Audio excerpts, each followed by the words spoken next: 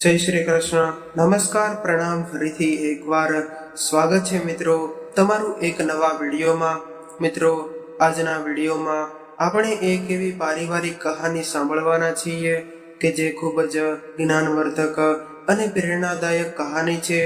આ કહાની નાના મોટા દરેક વ્યક્તિએ જરૂરથી સાંભળવી, કારણ કે આ કહાનીના માધ્યમથી દરેકને ખૂબ જ સરસ શીખ મળવાની છે. તો મિત્રો, દરેક મા બાપ પોતાના પેટ પર પાટા બાંધીને પોતાના સંતાનોને ઉછેરે છે, તેમની બધી જ જરૂરિયાતોને પૂરી કરે છે, પરંતુ તેના સંતાનો બદલામાં સંતાનો તરફથી મા બાપને શું મળે છે એની અદ્ભુત સમજ આપતી આ કહાની છે. તો મિત્રો, તમને વિનંતી છે કે આ વિડીયોના અંત સુધી જોડાયેલા રહેજો, અને વિડીયો પસંદ આવે તો લાઈક શેર કરજો. અને હજુ સુધી જો તમે અમારી આ ચેનલને સબસ્ક્રાઇબ ન કરી હોય તો અત્યારે જ સબસ્ક્રાઇબ કરી દેજો, જેથી અમારા આવનારા નવા વિડીયોની માહિતી તમારા સુધી સૌથી પહેલા પહોંચે. તથા કોમેન્ટ બોક્સમાં સાચી શ્રદ્ધાથી હર હર મહાદેવ જરૂરથી લખી દેજો, જેથી ભગવાન ભોલેનાથની કૃપા આપણા સૌ પર નિરંતર બની રહે. તો ચાલો મિત્રો, શરૂ કરીએ આજની કહાની. મિત્રો, અરવિંદભાઈ જે ઉચ્ચતર માધ્યમિક સ્કૂલના શિક્ષક હતા, તેનો સ્વભાવે શાંત અને પોતાના કામથી કામ રાખનારા એક સરળ માણસ હતા. પરંતુ તેના 50મે વર્ષે 25 વર્ષનું લીલાછમ બગીચા જેવું લગ્ન જીવન સંકેલીને એના ધર્મપત્ની અચાનક ટૂંકી માંદગીમાં અવસાન પામ્યા હતા.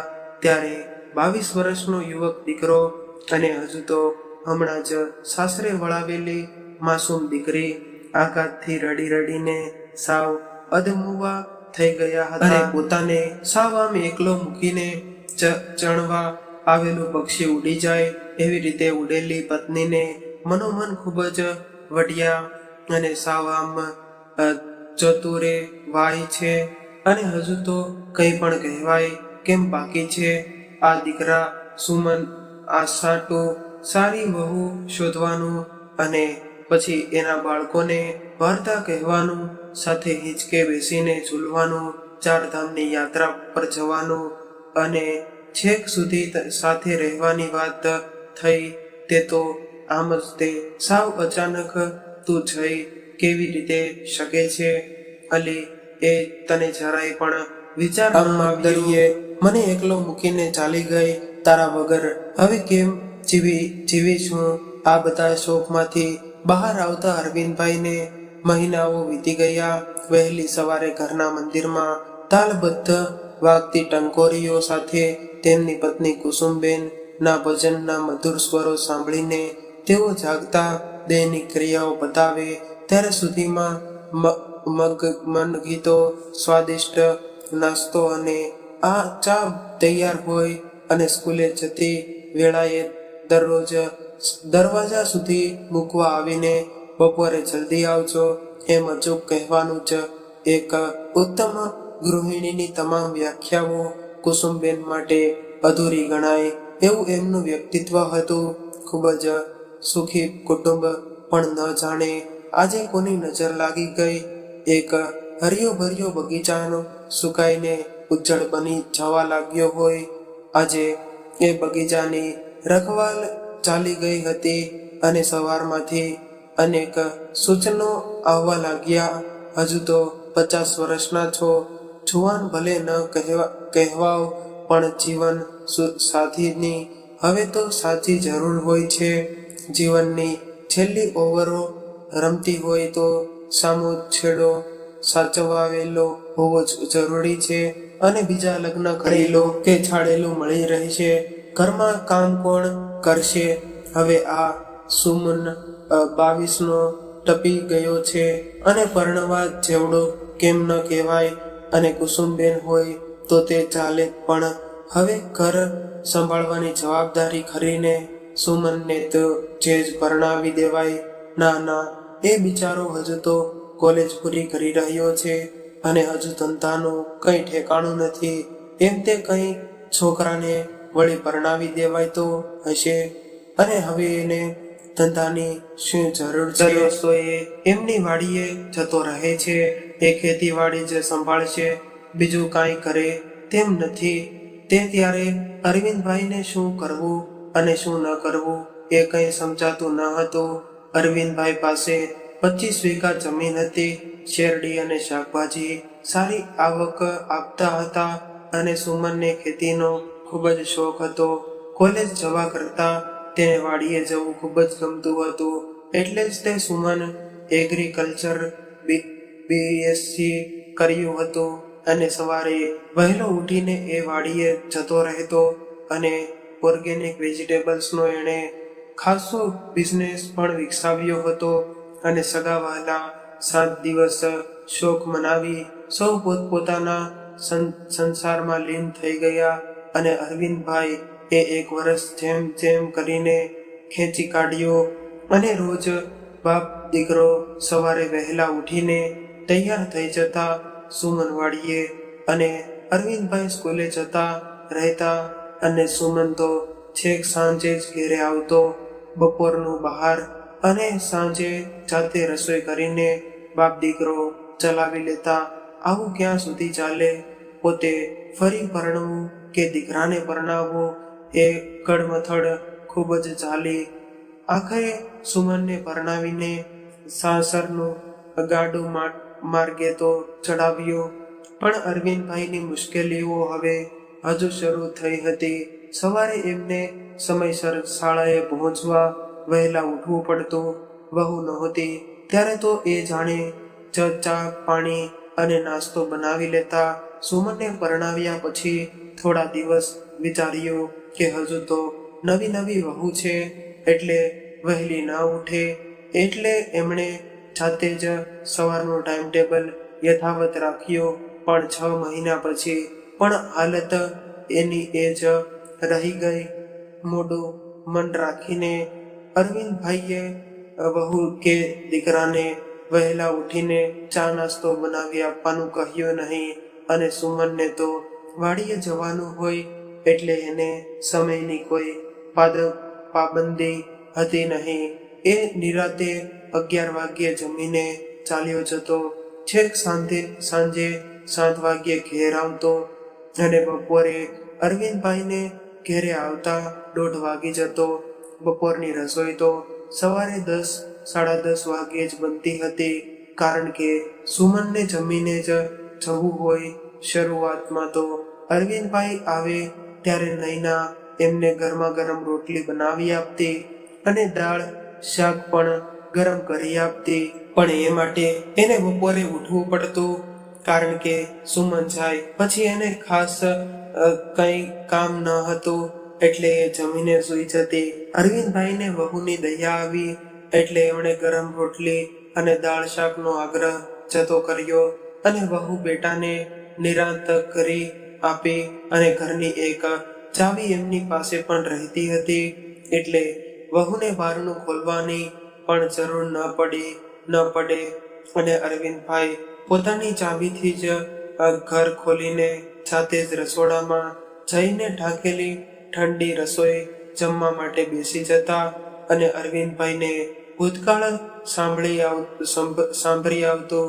અને કુસુમબેન હતા ત્યારે દરરોજ પોતાને પાણીનો ગ્લાસ ધરીને કહેતા કે આવી ગયા, લ્યો પાણી લ્યો અને હાથ પગ ધોઈને ફ્રેશ થઈ જાઓ, પછી આવો, તમારા માટે સલાડ કાપીને ફ્રીજમાં મૂક્યું છે, એ હું ટેબલ પર મૂકું છું, સલાડ ખાઓ, ત્યાં સુધીમાં ગરમા ગરમ રોટલી ઉતારી આપું છું.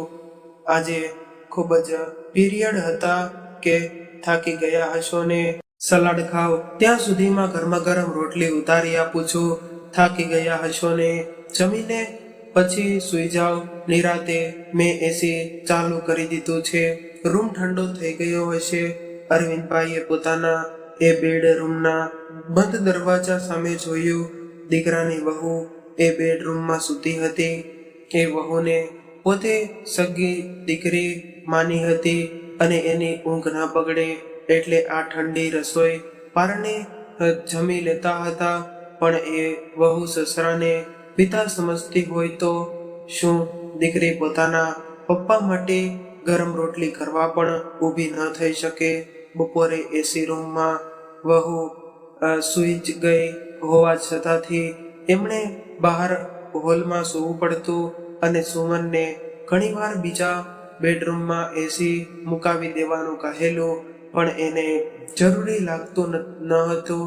જમીને એમને થોડીવાર ટીવી જોવાની આદત હતી, પણ નૈનાની ઊંઘ બગડી એટલે એણે ટીવીનું રિમોટ સંતાડી દેવાનું શરૂ કરેલું. પહેલી વાર જ્યારે એમને રિમોટ ન મળ્યું તે દિવસે સાંજે એમણે પૂછેલું કે બેટા, રિમોટ ક્યાં ગયું ટીવીનું? તમે પણ શું પપ્પા બપોરના સમયે ટીવી ના જુઓ તો ચાલે, ઘડીક તો એ સૂઈ જતા હોય ત્યાં તમે ટીવી ચાલુ કરો છો, રાત્રે જોતા હોય તો કહીને સુમને બેડરૂમમાંથી રિમોટ લાવી આપ્યો અને જમીને થોડીવાર ન્યૂઝ જોવાનું શરૂ કરે છે. ત્યાં જ સુમન ફરી કહેતો કે પપ્પા, તમે ન્યૂઝપેપર તો વાંચો જ છો ને, તો અત્યારે નૈનાને એની સિરિયલ જોવાની છે. સારું બેટા, આ તો જરા અમસ્તું કંઈ નહીં, ચાલો હું જરા બહાર જઈ આવું છું. અને રિમોટ મૂકીને તેઓ બહાર જઈને સોસાયટીના ગાર્ડનમાં જઈને બેસતા અને કુસુમબેન હતા ત્યારે બંને સાથે ચાલવા જતા અને ચાલીને આવ્યા પછી 11 વાગ્યા સુધી સાથે જ ટીવી જોતા. કોઈ જૂનું પિક્ચર આવતું હોય તો વળી 12 પણ વાગી જતા હોય. રોકટોક નહોતું, સંપૂર્ણ આઝાદી અને પ્રેમ ભર્યું જીવન હતું. પણ હવે જીવન રથનું પૈડું તો હજુ નહીં અને બીજા પૈડાને પણ ફરવાની મનાઈ હતી. બપોરે એ ઉઠતા એટલે તરત જ કુસુમબેન એમની સેવામાં તત્પર રહેતા. ઉઠી ગયા, ઊંઘ આવી હતી કે ને બરાબર, લ્યો મોં ધોઈને આવો, હું ચા મૂકું છું. નૈનાને બપોરે ચા બનાવી ગમતી ન હતી. અરવિંદભાઈ 4 વાગ્યે ઉઠી જતા, પણ નૈનાને 3 વાગ્યે એક્ટિવા લઈને શોપિંગમાં કે પછી પોતાની ફ્રેન્ડ સાથે પિક્ચરમાં કે પોતાના પિયરમાં આંટો મારવા જવાનું જ હોય. એટલે સવારની જેમ બપોરે પણ અરવિંદભાઈ જાતે જ ચા બનાવી લેતા. સુમન અને નૈના તેમની જિંદગીમાં ખૂબ જ મોજ મજા કરતા હતા અને પરસ્પરનો એમનો પ્રેમ જોઈને પોતાનો કોલેજ કાળ અરવિંદભાઈને યાદ આવી જતો અને ખૂબ ખુશ પણ હતા. દીકરા અને વહુનું પ્રેમાળ અને ખુશીઓથી ભર્યું જીવન જોઈને કયો બાપ ખુશ ન થાય, એટલે એ બંનેને નડતર રૂપ ન થાય એનો શક્ય એટલો ખ્યાલ એ રાખવા લાગ્યા. બંને પિક્ચર જોવા ગયા હોય તો હોટલમાં જમીને આવતા, એટલે પોતે પણ ક્યારેક બહાર તો ક્યારેક જાતે રસોઈ બનાવીને જમી લેતા. નૈના એના પિયર મળવા ચાલી જાય ત્યારે સુમન ત્યાં જ જમવા પહોંચી જતો અને એ દિવસોમાં અરવિંદભાઈની વ્યવસ્થા તેમણે જાતે જ કરવી લેવી પડતી અને શરૂઆતમાં જ એમણે કહી દીધું હતું કે તમારે મારી ચિંતા કરવી નહીં, હું મારી બધી જ વ્યવસ્થા કરી લઈશ. એટલે હવે સુમન અને નૈના પપ્પા ક્યાં જમશે એ ચિંતા ક્યારેય કરતા નહીં. ક્યારેક અરવિંદભાઈને મજા ન આવે તો પણ કોઈ કશું પૂછવા વાળું હતું નહીં. ક્યારેક તબિયતને કારણે બહાર જમવા ન જઈ શકાય તો તેમ હોય તો જાણે કે પણ બનાવી શકાય તેમ ન હોય ત્યારે તેમણે ભૂખ્યા જ સૂઈ જવું પડતું.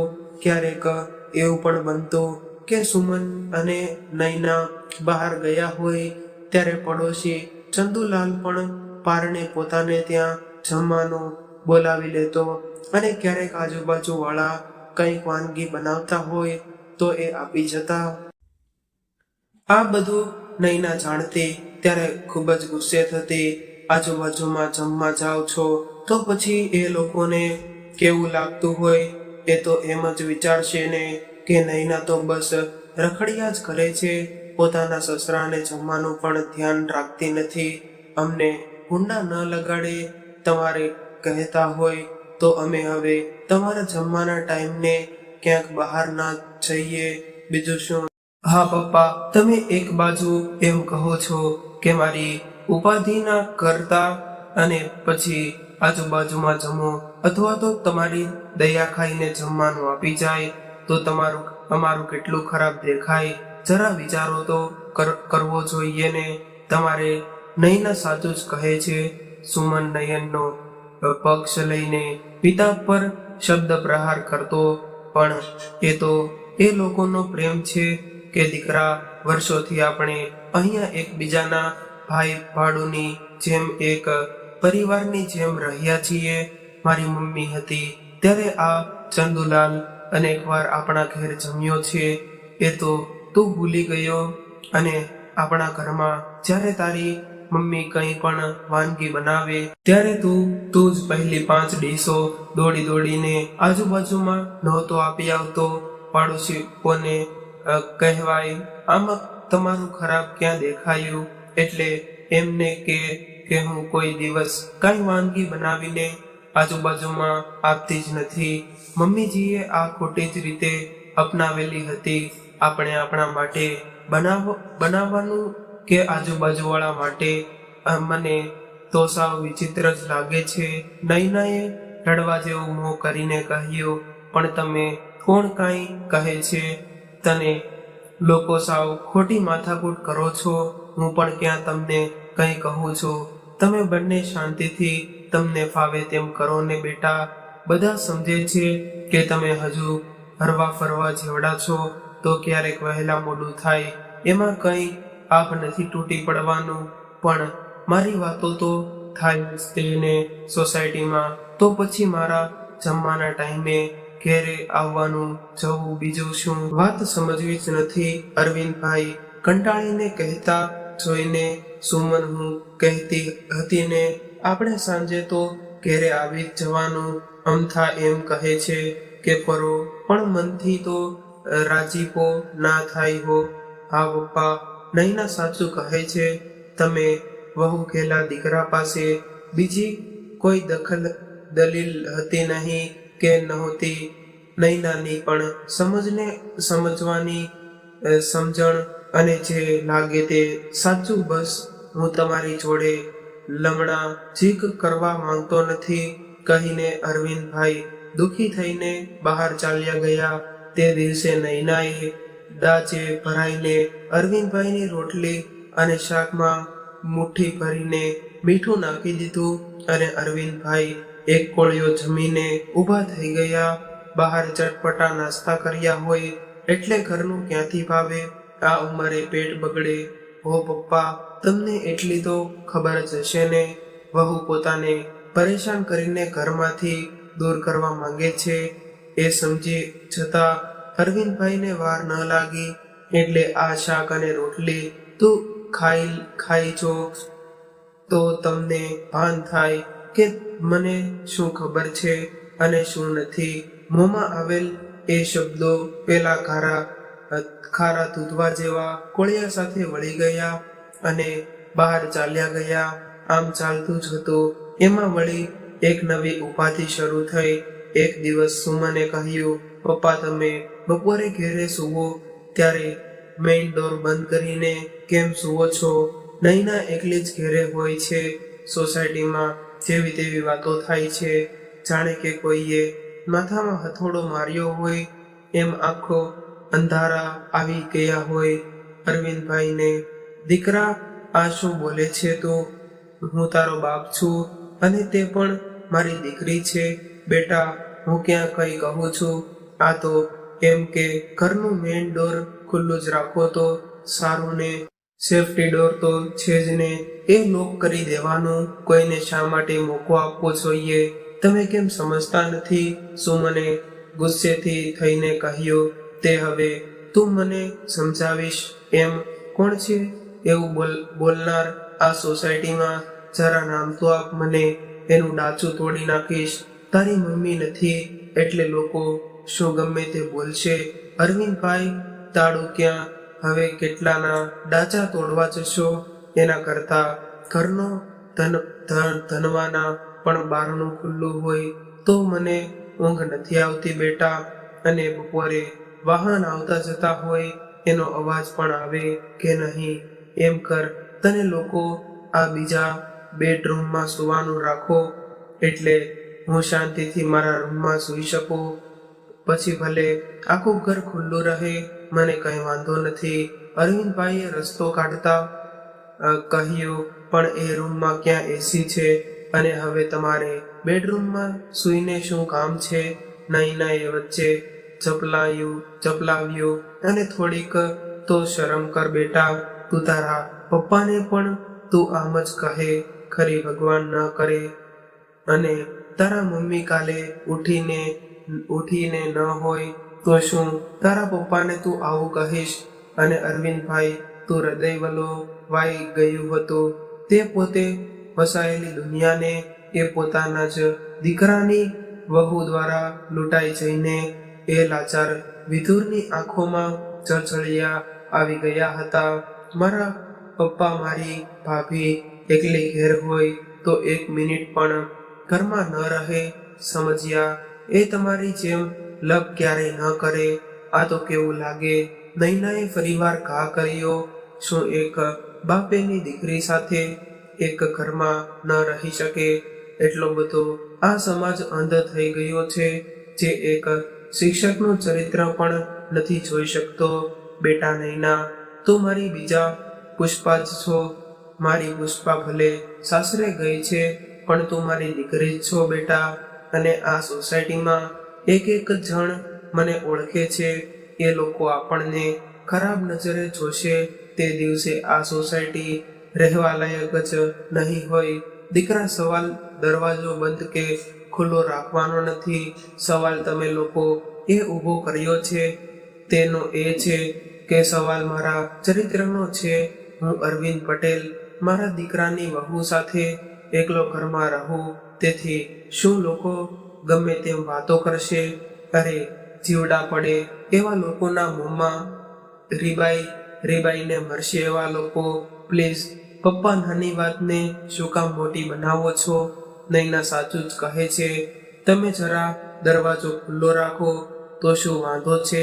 અને બપોરે તમારે ઊંઘવું જરૂરી છે. સુમનનો ઝઘડો વધી જતા નરમાશથી કહ્યું, કાંઈ વાંધો નહીં બેટા, તમે મારાથી નૈના અસુરક્ષિત લાગતી હોય તો હવે હું તારી ગેરહાજરીમાં ઘેરે નહીં આવું. ન રહેગા બાંસ ન બજેગી બાંસુરી કહીને અરવિંદભાઈ ઘરની બહાર ચાલ્યા ગયા. ઝઘડાની શરૂઆત થાય એટલે તરત જ શરણાગતિ સ્વીકારીને એ બહાર ચાલ્યા જતા. નૈનાને એ બિલકુલ ગમતું ન હતું. એની ઈચ્છા અધૂરી રહેતી. પણ અરવિંદભાઈનો ચહેરો કોઈએ કોલસાથી કાળો મેશ કરી નાખ્યો હોય એવો થઈ જતો. પોતાના સામે લડીને શું મળવાનું છે? કોઈથી ન ડરનારો એ બહાદુર માણસ હતો. કોલેજ કાળમાં કુસુમનો પ્રેમ પ્રાપ્ત કરવા એણે આખા સમાજ સામે પાયો ચડાવી હતી અને વિદ્યાર્થીઓની છેડતી કરતા મલાવીઓને એક આડા હાથથી વળગાડીને ભોંય તળિયા ચાટતા કરીને દેનારો બહાદુર શિક્ષક હતો. અરવિંદભાઈ પણ ન જાણે કેમ એના વહાલા દીકરાની વહાલી વહુ એમની વેરી બની ગઈ હતી. ત્યાર પછીના દિવસથી અરવિંદભાઈએ હોટલમાં કાયમ માટે એક રૂમ બુક કરાવી લીધો અને સ્કૂલથી છૂટીને બપોરે હોટલમાં જતા રહેતા અને મનપસંદ ડીશ ઓર્ડર કરતા અને જમીને ત્યાં જ સૂઈ જતા અને જાગીને એક બટન દબાવતા તો નોકર ચા સાથે હાજર થઈ જતો અને છેક સાંજે સુમન ઘેરે આવી જાય પછી તે ઘેરે જતા અને ચૂપચાપ જમીને બહાર ચાલ્યા જતા અને સોસાયટીમાં કે ક્યાંય બહાર બગીચામાં સમય પસાર કરીને રાત્રે 11 વાગ્યે પોતાની ચાવીથી ઘર ખોલીને હોલમાં જ સૂઈ જતા અને એમની પથારી ફેરવીને પણ નૈના વહુ હોલમાં એમની પથારી કરી આપતી અને નૈના આટલેથી અટકી ન હતી. એણે જ્યારે જાણ્યું કે પપ્પાએ બપોરની વ્યવસ્થા હોટલમાં કરી છે ત્યારે એણે ફરી ઝઘડો કર્યો. તમે હોટલમાં રહો છો એટલે બધા એમ કહે છે. શું મને તમને કાઢી મૂક્યા છે? અમારી તો વાતો જ થાય છે, તો હું શું કરું એ કહો.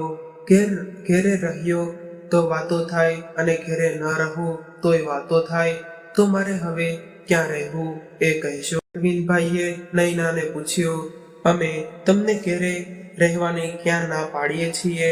ખાલી ઘરનું મેઇન ડોર ખુલ્લું રાખવાનું કહ્યું, એમાં તો કેમ સમજતા નથી? સુમને ગુસ્સે થઈને કહ્યું, મારું એમ રાખો, બીજું શું? ફરી એકવાર દીકરા અને વહુની છેદ થઈ. 2 વર્ષ બીજા વીત્યા. એ દરમિયાન નૈના પ્રેગ્નેન્ટ થઈ. પોતે દાદા બનવાના હતા. એ સાંભળીને હૈયામાં ઉર્મિઓનું ઝરણું ફૂટી નીકળ્યું અને નૈના પ્રત્યેની કડવાશે ઝરણાના નીરથી ધોવાઈ ગઈ અને એમના તમામ અત્યાચારો માફ કરીને વહુ પ્રત્યે વહાલ વરસાવા લાગ્યા અને નૈનાના શ્રીમંતનો પ્રસંગ ખૂબ જ ધામધૂમથી ઉજવ્યો. આખરે દાદાના ખોળાનો ખુદનાર નાનકડો પૌત્ર દીપુ આવી પહોંચ્યો. એને હિંચકો રમાડવો અને કાલી ભાષામાં એની સાથે વાતો કરવામાં એમનો સમય ક્યાં ચાલ્યો જતો એ પણ એમને ખબર રહેતી ન હતી. પણ એ સુખ લાંબુ ચાલ્યું નહીં. એકવાર અરવિંદભાઈને ખૂબ જ તાવ આવ્યો અને શરદી થઈ ગઈ. એ બીમારીનો ચેપ ન લાગે એટલે નૈનાએ દીપુને એમની પાસે રાખવાની દેવાનું બંધ કરી દીધું અને અરવિંદભાઈની તબિયત સુધરી ગયા પછી પણ એમણે દીપુને મળતો ન હતો. ક્યારેક એમને તેડી લીધો હોય ત્યારે અરવિંદભાઈ ઉધરસ ખાય કે છીંક ખાય એટલે તરત જ નૈના એમની પાસેથી દીપુને આંચકી લેતી. લાવો એને મારી પાસે, તમે એને તમારો ચેપ લગાડશો અને ત્યારબાદ દીપુ અરવિંદભાઈનો હેવાયો ન થઈ જાય એ માટે નૈનાએ ખાસ ધ્યાન રાખ્યું. ઘડીક પણ એ દીપુને રેડો ન મૂકી દેતી નહીં અને અરવિંદભાઈ સ્કૂલેથી આવે ત્યારે સુવડાવી દેતી અને સાંજે એને લઈને બહાર પાર્કમાં જતી રહેતી. જે બાળક દાદાની લાડકી બનવાનું હતું એને તેડીને રમાડવાનું સુખ પણ નૈનાને આબાદ કરી છીનવી લીધું અને હવે અરવિંદભાઈની સહન શક્તિએ જવાબ આપી દીધો હતો. એક સહારાથી આશા ઉપર પણ પાણી ફરી વળ્યું હતું. એમની કુસુમ એમને ખૂબ જ યાદ આવતી અને આજ એ જીવતી હોત તો પોતે કેટલા સુખી હોત એમ વિચારીને એ ખૂબ જ દુઃખી થઈ ગયા હતા. કુસુમબેનની યાદો સિવાય બીજું કોઈ પણ બાબતમાં એમને દિલને ઠંડક આપી નહોતી શકતા અને ક્યારેય માથું દુખતું હોય તો એ ઠંડુ રાળ તેલ માથામાં માલિશ કરી આપતી. તાવ આવ્યો હોય ત્યારે તે માથે ભીના પોતા મૂકીને તાવને ઉતરવા મજબૂર કરતી અને ધરાર ડોક્ટર પાસે લઈ જતી અને છાતીમાં ક્યારેક દુખાવાની ફરિયાદ કરી હોય તો તે કાર્ડિયોગ્રામ કરાવવા વગર એમને ચેન પડતું નહીં કેટલો પ્રેમ કરતી હતી અને આમ દગો દઈને ચાલી ગઈ. અરવિંદભાઈની આંખોમાંથી એમની પ્યારી કુસુમની યાદો અશ્રુઓની ધારા બનીને વહેતી રહેતી અને કલાકો સુધી રડી રડીને આખરે એ ઊંઘી જતા. ત્યારે એમના સ્વપ્નમાં આવીને કુસુમબેન કહેતા, એ આમ મરદ થઈને રડવા શું બેઠો છો? દીકરાને બહુ હેરાન કરે છે એટલે આમ રોવા બેસાય. હોશિયાર છો, એના પગાર તો આવે જ છે ને, અને હમણાં રિટાયર થશો પછી આખો દિવસ શું રડ્યા કરશો? બીજી બૈરું લાવતા નથી આવડતું? વહુ ઉઠીને તમને ઘરની બહાર રહેવાની ફરજ પાડે કેમ? તમારા દીપોડાને રમાડવા ન દે? તમે ઘરમાં એમની સાથે એકલા રહો તો એ આંગળીઓ ચીંધે એમ બાયલા બનીને આ બધું સહન શા માટે કરો છો? તમે કોના ધણી છો એ તો ખબર છે ને કે ભૂલી ગયા? કોઈનાથી સામી નજર પણ માંડી ન શકાય એવી કરાફાટ અને 50ને પાછા પાડે એવી મને તમને વશ કરી હતી. કોલેજમાં એ યાદ કરો, તમને મારા સમ છે. જો આમ મારી યાદમાં રડી રડીને જીવન વિતાવો છો તો બીજું ઘર કરો તો તો જ મારા આત્માને શાંતિ મળશે. તમને આમ હેરાન થતા જોઈને હું ભટક્યા કરીશ. અરવિંદભાઈની આંખ ખુલી ગઈ. શું ખરેખર કુસુમ આવી હતી કે પછી મારી ભ્રમણા જ હતી? માત્ર વચ્ચે જ મને બીજું ઘર કરવા કહેતી હતી. કોલેજ કાળ દરમિયાન છોકરાઓને ચીડાવતી અને ગમે ત્યારે છોકરાઓના ટોળા વચ્ચેથી ચાલતી બોલ્ડ કુસુમ એમને યાદ આવી રહી હતી. અને મારું નામ તો કુસુમ છે, પણ હું ઢીસુમ છું. એટલે આગી ના રહેજો, નકર ઢીમ ઢાકી થઈ જશો. એમ બોલીને એ રસ્તામાં ઉભેલા ગમે તેવા છોકરાને ધક્કો મારી દેતી. એની બહેનપણીઓ સાથે શરત લગાવીને કોઈ પણ છોકરાને તે ફસાવી દેતી. કોઈ શુક્લકડી જેવા સામે આંખ મારીને ફ્લાઇંગ કિસ આપતી. પેલો મહિનો સુધી એમની આગળ પાછળ ફરતો. પછી કુસુમ એને અરીસો ગિફ્ટ બોક્સમાં પેક કરીને ભેટ આપતી. ઉપર વિથ લવ લખીને. એ કુસુમને પ્રેમમાં પાડીને 10,000ની શરત જીત્યા પછી અરવિંદભાઈને સાચો પ્રેમ થઈ ગયો હતો. ઘર કુટુંબ અને સમાજની પરવા કર્યા વગર એમણે કુસુમને મંગળસૂત્ર પહેરાવ્યું હતું અને જીવનમાં ખૂબ જ ખુમારીપૂર્વક જીવ્યા હતા. પોતે શેરને માથે સવા શેર હતા એ કેમ ભૂલાઈ ગયું? કાલ સવારથી આ છોકરી મને સાવજની એની બોર્ડમાંથી બહાર કાઢી મૂકે અને હું શિયાળીના ની જેમ રડી રડીને રાત પસાર કરું. હું અરવિંદ પટેલ. અરવિંદભાઈની અંદરનો અરવિંદ જાગી ઉઠ્યો અને બીજા દિવસે સ્કૂલે જઈને આશાને પૂછી જ લીધું. આશા, મારા ઉજળી ગયેલા બાગની બહાર બનીને આવીશ. તું તારા જીવનમાં વ્યાપેલા અંધકારને હું દૂર કરીને તારા મયંક સાથે તને આપવાના તૈયાર છું. બોલ, શું કહે છે? અરવિંદભાઈ ગુજરાતી વિષયમાં એક AB.Ed હતા અને સાહિત્ય પ્રેમીનો પ્રિય વિષય હતો અને શેર શાયરીમાં પણ ઉસ્તાદ હતા. કુસુમને એ વિદ્યા વડે જ એમણે પરાસ્ત કરી હતી. આશા એમની સ્કૂલમાં જ શિક્ષિકા હતી અને એ પણ અરવિંદભાઈની જેમ એકલી પડી ગઈ હતી. એના પતિનું માર્ગ અકસ્માતમાં મૃત્યુ થયા પછી એણે આ સ્કૂલ જોઈન્ટ કરી હતી અને 15 વર્ષનો એક દીકરો મયંક 10મા ધોરણમાં આ જ શાળામાં ભણતો હતો. અરવિંદભાઈની પત્ની કુસુમબેનના અવસાન પછી શાળાના આચાર્ય સાહેબે એકવાર આશાની વાત એમના કાને નાખી હતી. એ બિચારી એકલવાયુ જીવન જીવતી હતી અને સમાજના મેલી નજરવાળા લોકો એની પાછળ ફરતા રહેતા. ઘણીવાર એની છેડતી થતી. શાળાના જ અમુક શિક્ષકો પણ આશાને જોઈને લાલ ટપકતા અને આશા આ બધું મૂંગે મોયે સહન કરતી. કોઈને ક્યારેય ફરિયાદ કરતી નહીં, કારણ કે જ્યાં ફરિયાદ કરવા જાય ત્યાં જ એના માટે ચાળ બિછાવવામાં આવતી. એમાં કડતા અનુભવો પછી કાંટાળી વાળમાં શરીર સંકોચીને એ ચાલતા શીખી ગઈ હતી. ક્યારેક કોઈ નાનો મોટો ઉજળતો એના મન અને શરીરને લોહી કાઢતો, પણ તોય એ હરખ સુદ્ધા ઉચ્ચારતી નહીં. અને એનો મયંક ભણવામાં ખૂબ જ હોશિયાર હતો. એની ઉજ્જવળ કારકિર્દીનું ઘડતર જ એના જીવનનું એકમાત્ર લક્ષ્ય હતું. એની ઉંમર હજુ તો માંડ 40 વર્ષ હતી, પણ દેખાવમાં એ 30 વર્ષની જ લાગતી. એટલે જ તે એ આશાની આશા આવા લોકો સેવતા અને આચાર્ય સાહેબને આ બધો જ ખ્યાલ હતો. અરવિંદભાઈ જેવો સજ્જન માણસ જો આશાને અપનાવી લે તો એના જીવન ફરતે અભેદ કિલ્લો રચાઈ જાય અને અરવિંદભાઈને પણ સહારો મળી રહે. બે અટવાઈ ગયેલી જિંદગીઓને એકબીજાનો સહારો મળી જાય એમ તેઓ ઈચ્છતા હતા. પણ અરવિંદભાઈએ તેમના દીકરાને પરણાવીને પોતાનો માર્ગ કરી લીધો હતો. આશા પ્રત્યે એ ખૂબ જ સ્નેહભાવથી વર્તતા.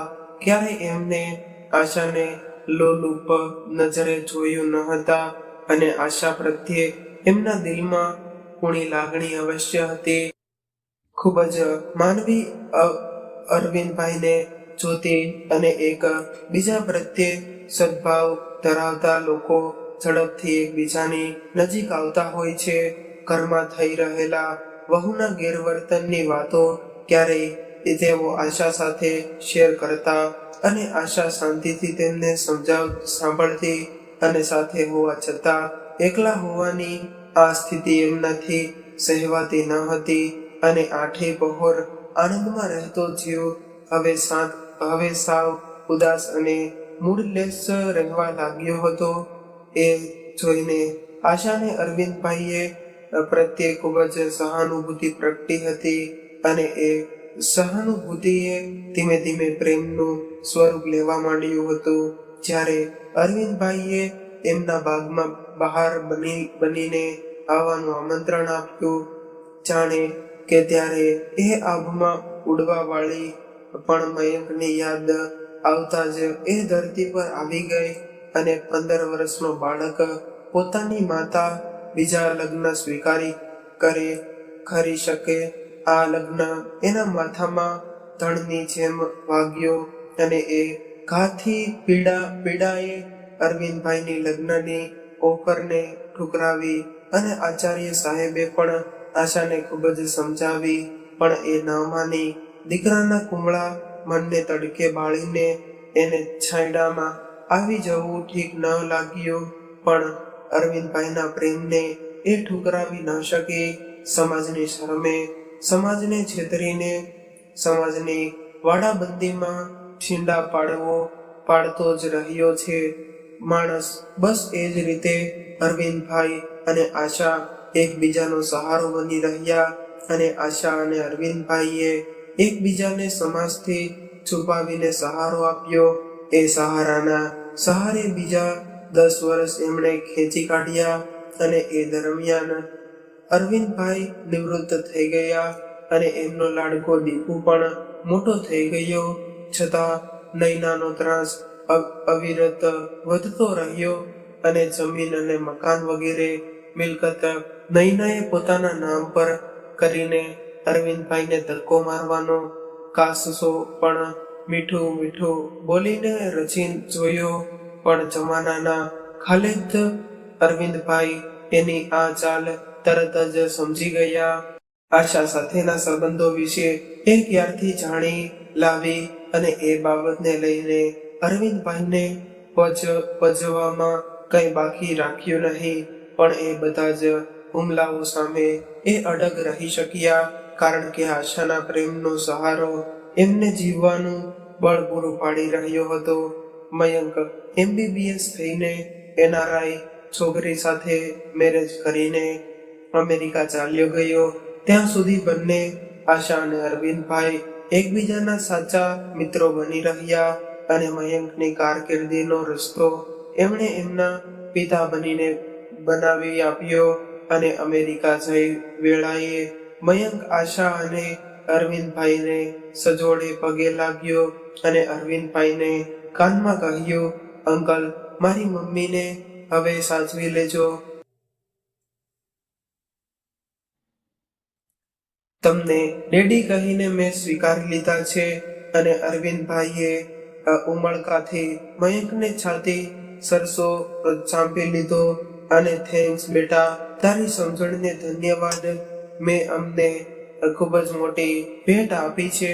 ત્યારબાદ ખૂબ જ અંગત મિત્રોની હાજરીમાં આશા અને અરવિંદભાઈએ વિધિવત લગ્ન કરી લીધા. આખરે સુમન અને નૈનાને બેસાડીને અરવિંદભાઈએ ધડાકા કર્યો કે બેટા, આ ઘર મારું છે અને તું જે વાડીએ દરરોજ જાય છે એ વાડી પણ મારા બાપ દાદાઓએ મને વારસામાં આપી છે. તમને બંનેને પણ હું મારા જ માનતો હતો, પણ તમે લોકો મને તમારો માનતા નથી. મારે કેવી રીતે જીવવું જોઈએ, શું કરવું જોઈએ અને શું ન કરવું જોઈએ એ તમને પૂછવાની જરૂર નથી. એટલે 1 મહિનાની અંદર તમે લોકો તમારી વ્યવસ્થા કરી લેજો. હું અને તારી મમ્મી હવે અહીં રહેવાના છીએ. એટલે તમે લોકો જલ્દીથી તમારી વ્યવસ્થા કરી લેજો. સુમન અને નૈના કાપતો લોહી પણ ન નીકળે એવા થઈ ગયા અને ઝડથી જેમ બંને અરવિંદભાઈને તાકી રહ્યા હતા. બેમાંથી એક પણ કંઈ પણ બોલી ન શકે તેવા હતા. એવી હાલતમાં એમના આ ધડાકાની સગા સંબંધી અને સોસાયટીમાં હડકંપ મચી રહ્યો અને પુષ્પાને આ સમાચાર મળતા જ એ આવી પહોંચી.